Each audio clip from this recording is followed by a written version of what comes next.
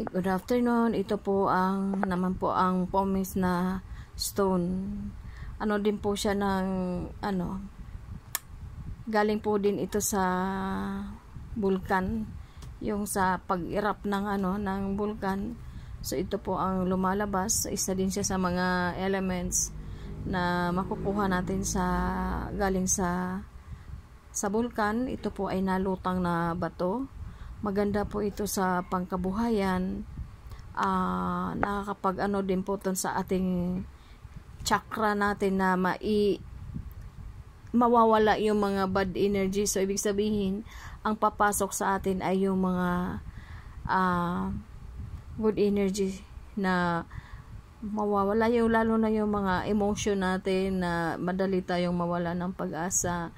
So ibig sabihin, magi-enhance po siya yung yung mind natin, i-enhance niya na para magiging flexible.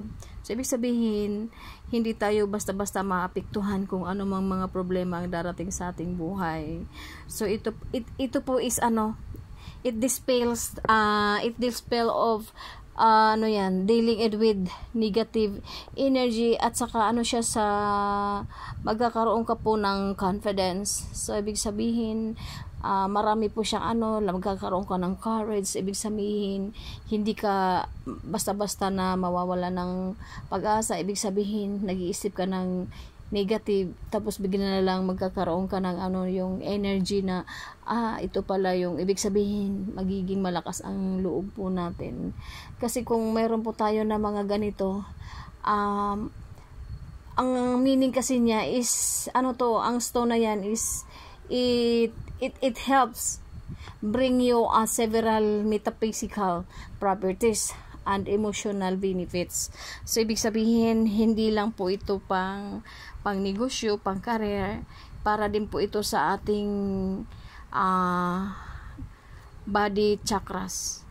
So ibig sabihin, i-repair niya kung masyado tayong emotional, madali tayong ma-discourage.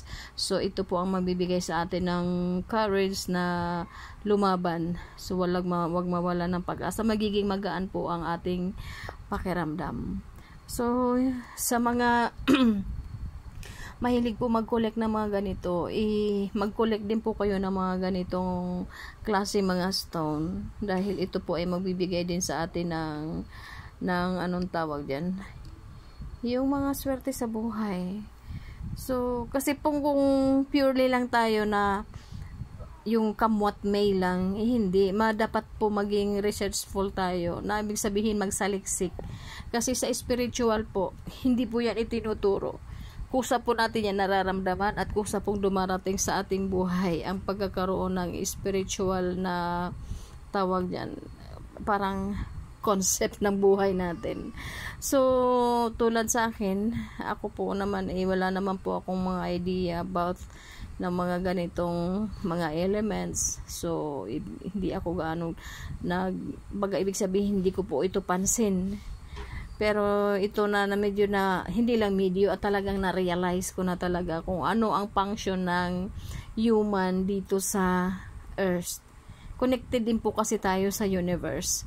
So ibig sabihin, ang natin, human chakras natin is connected po yan sa spiritual to papunta sa universe. So ibig sabihin, hindi natural ang pagiging human natin. Mayroon tayo mga connection through spiritual na natin tawag dyan, part ng ating body. So sa mga ganitong sa mga naniniwala, kung hindi naman naniniwala, walang problema. So maganda din po mag-collect po tayo ng ganitong stone. Maganda po siya yung ako kasi nilagay ko lang ito sa sa may pinto. Hindi po ako nagdadala nito, sa bahay ko lang siya para maganda ang pasok ng ng pera. Ibig sabihin, yung may mga negative na darating, itinatrap na niya, hindi na makakapasok. Kasi yung mga ganito kasi Grabe ang power po ng mga stone, lalo na paggagaling sa bulkan. Ito kasi po ang mga ganitong elements po ay kumbaga napakatapang po ito. Hindi po ito basta-basta na mga elements na maano, kahil ito galing to sa ilalim ng lupa. Ito nabuo lang po ito dahil sa eruption ng bulkan. Nalutang siya.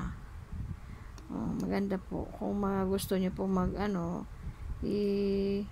mag-collect din po kayo ng mga ganito para maging magaan din po yung yung pamumuhay natin.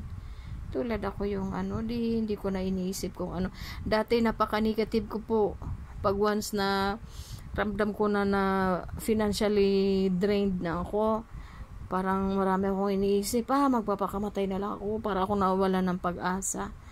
Pero mula nung ako po may mga collection na ng mga ganitong klaseng kasi magi-enhance po ito ng ating ng spiritual mindset. So mababago po ang lahat. Hindi naman po sa kasi may ganito, kasi may mga energy din po sila na nagbibigay sa atin ng ng tawag diyan, courage. So sa mga mga mahilig mag-collect, isama nyo din po ito sa mga collection nyo. Grabe na siya. Pero pag nilabas mo yan, mabigat po yan. Mabigat po yan. Mabigat po ito. Mabigat po yan. Baka isipin yung karton. Hindi po, bato po yan. Ayan, bato po yan. Din po yan ng kumbaga galing sa inang kalikasan. Maganda po yan. So sa mga naniniwala po sa mga ganito, marami pa po akong mga bato na ipapakilala ng mga collection ko. Ayan. Thank you po sa mga nanood. Good afternoon po. Sana po ay magustuhan nyo yung mga ko sinishare dito na mga stones, mga meaning. Kasi mas maganda din naman po na meron ko yung idea kung ano ibig sabihin ng mga stones na yan. Kasi minsan diba dinadaan-daanan lang natin. Akala natin baliwala lang yun. Pero hindi nyo alam na mayroon pala yung bato ni Darna. Ayun, diba? Yan, kaya may waga naman talaga ang tao. May waga ang mga lahat ng bagay dito sa mundo. So, sa mga nanood po, thank you so much and God bless.